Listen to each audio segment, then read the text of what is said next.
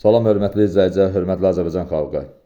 Mən şikayətimi video müraciət formasını sosial şəbəkə üzərində Azərbaycan Respublikasının ali dövlət orqanlarının rəhbər şəxslərinə, xüsusilə hüquq mühafizə orqanlarının rəhbər şəxslərinə, Baş prokuror Kamran Əliyevə, Korrupsiyaya qarşı mübarizə idarəsinin rəisi Nazim Rəcəbova, Dövlət Təhlükəsizlik Xidmətinin rəisi Əlin Ağayev cənablarına, Ədliyyə naziri Fərid Əhmədova, Bələdiyyələrlə İş Baş İdarəsinin rəisi Elmin Həsənova, Prezident Administrasiyasının rəhbəri Sami Nuriyevə, Cənab Prezident İlham Əliyevə, Nazirlər Kabinetinin rəisi, Nazirlər Kabinetinin Aqroekologiya Məsələlər Şöbəsinin rəisi Lətif Qasımova, Hacıqabul rayon İcra Hakimiyyətinin başçısı Sevindi Hətəmova, Hacıqabul rayon İcra Prokuroru Lalə xanım Hüseynovaya və Əmlak Məsələləri Dövlət Xidmətinin rəisi Mətun Eynnayev cənablarına və digər şəxslərə buradan şikayətimi video müraciət formasına çatdıraraq bildirmək istəyirəm ki, mən əvvəlki videomda qeyd etmişdim ki, Hacıqabul rayon İcra Hakimiyyətinin başçısı Əhməd Muxtarov işlədiyi dövr ərzində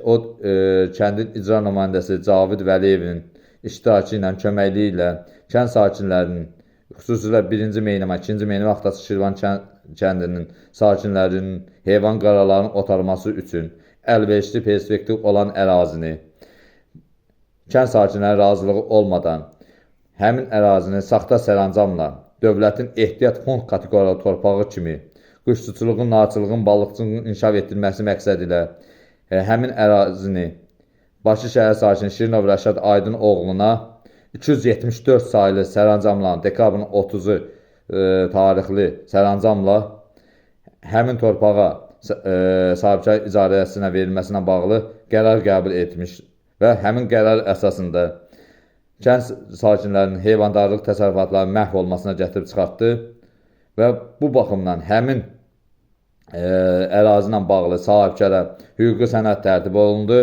Həmin sənəd Əmlak Məsələləri Dövlət Xidmətinin saxta qərar verməsinə, xüsusilə Şirvan Ərazi İdarəsinin əməkdaşlarının, Mirtağı Bağırovun, Raqifin və rəisinin həmin ərazidə milyardlarla yaşıl ağacını, mövcud olan ağac kollarının, yaşıllıqların mövcud olduğunu görə saxta müayinə aktı tərtib edərək, saxta məlumat verərək və bazı məlumatlarını saxtalaşdıraraq, örüş kateqoriyalı torpaq olduğunu gizlədərək, saxta rəy verməsi və həmin qərar əsasında reyestrdə həmin sənəd çıxarış, həmin əraziyə çıxarış tərtib olunması, reyestrdən də həmin məlumat keçməsi və reyestr tərəfindən də həmin ərazidəki örüş torpağın olduğu məlumatı saxtalaşdırılaraq gizlədilməsi ciddi qanun pozuntusudur.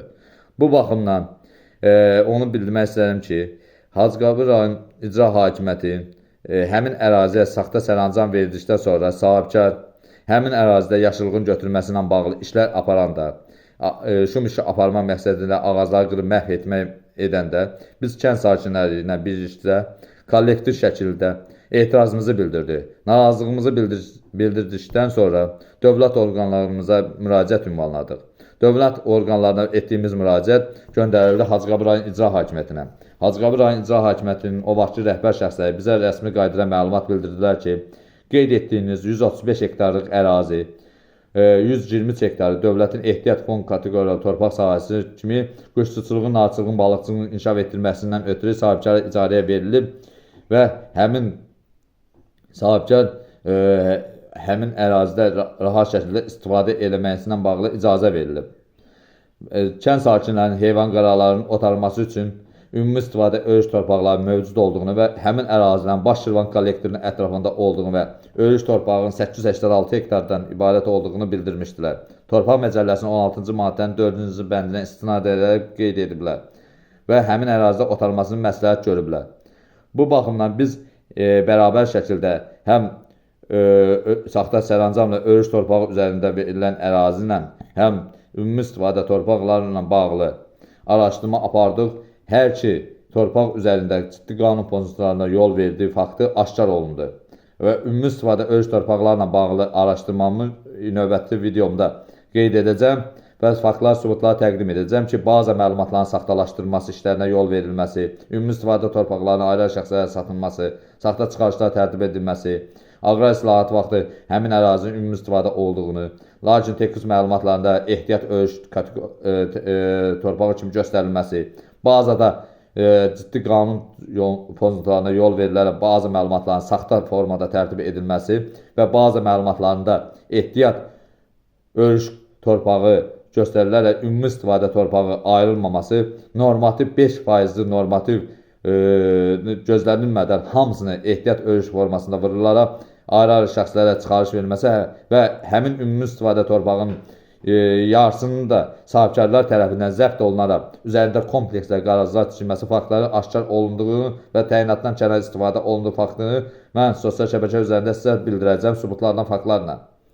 Lakin bu qeyd etdiyim torpaq sahəsinin üzərində araşdırma nəticəsində müəyyən etdim ki, Torpaq Məcəlləsinin 16-cı maddənin 3-cü bəndində qeyd olunub ki, dövlətin örüş torpağı örüş formasında istifadə olunmalıdır və icarəyə veriləndə, sahibkarlara, fiziki hüquqi şəxslərə veriləndə örüş kimi icarəyə verilməlidir. Örüş torpağın üzərində əkin əkmək olmaz, şum işlə aparmaq olmaz, ağac qırmaq olmaz, təyinatından kənar istifadəyə icazə verilməməlidir. Lakin sahibkar verilən ərazi örüş olduğunu dövlət qurumları, adlarını çəkilmiş dövlət qurumları görə susması, rüşvət qarşılığında dələduzluğa əl atması ciddi qanun pozuntusudur. Bugünkü gün ümumi istifadə torpaqları da satılır. Cəmaətin istifadə edilən yeri də sahibkara verilməsi dövlətin əleyhinə qalxmaq kimi qiymətləndirilir. Ona görə dövlətin əleyhinə, dövlət tərəfindən, cənab prezident tərəfindən aqrar təsərrüfatların inkişaf etdirilməsinə diqqət qayğı göstərilir. Heyvandarlıq təsərrüfatların inkişaf etdirilməsinə qayğı göstərilir.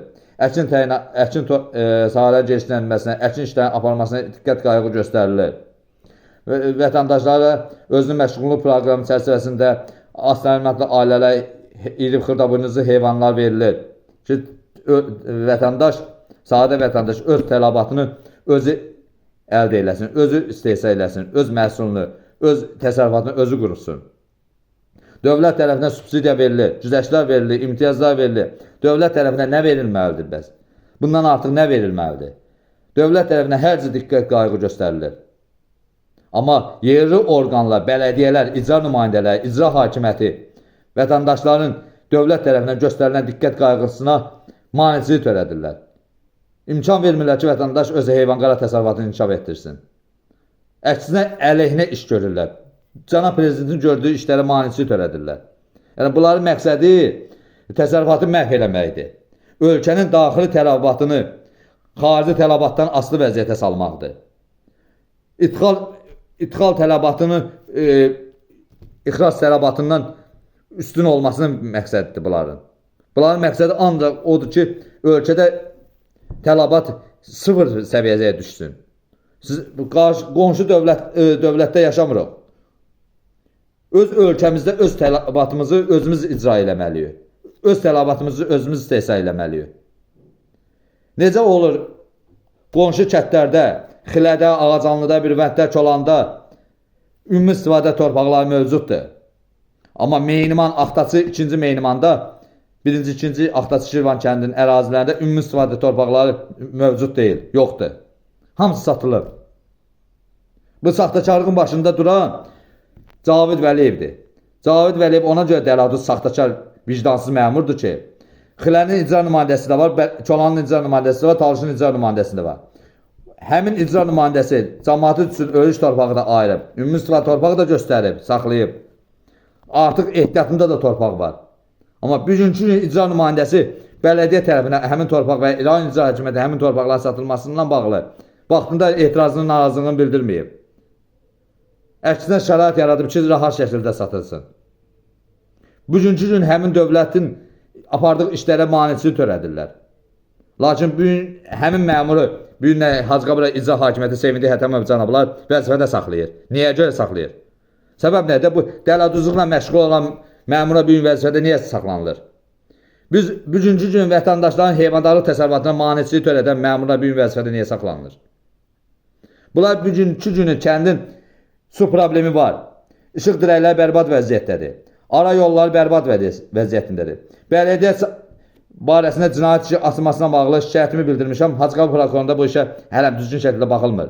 Hələm araşdırılır. kəndin ara yollarının, su çəkilməsi, işıq dirəklərinin təmin edilməsindən bağlı dövlət orqanlarının qarşısında vəsatət qaldırılması icra nümayəndəsi bələdiyyənin üzərinə düşən vəzifədir. Amma bunlar heç birini həyata keçirmirlər.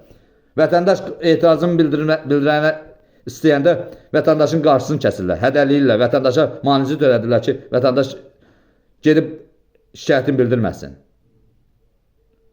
Belə özbaşınalıq olar. Yəni bunların məqsədi nədir? Bunlar yəni xalqın əleyhinə qalxıblar. Bunlar məqsədi odur ki, təsərrüfatları məhv etsinlər. Bu məmur bu gün işləyə bilmirsə, bu məmuru vəzifədə saxlamaq lazımdır.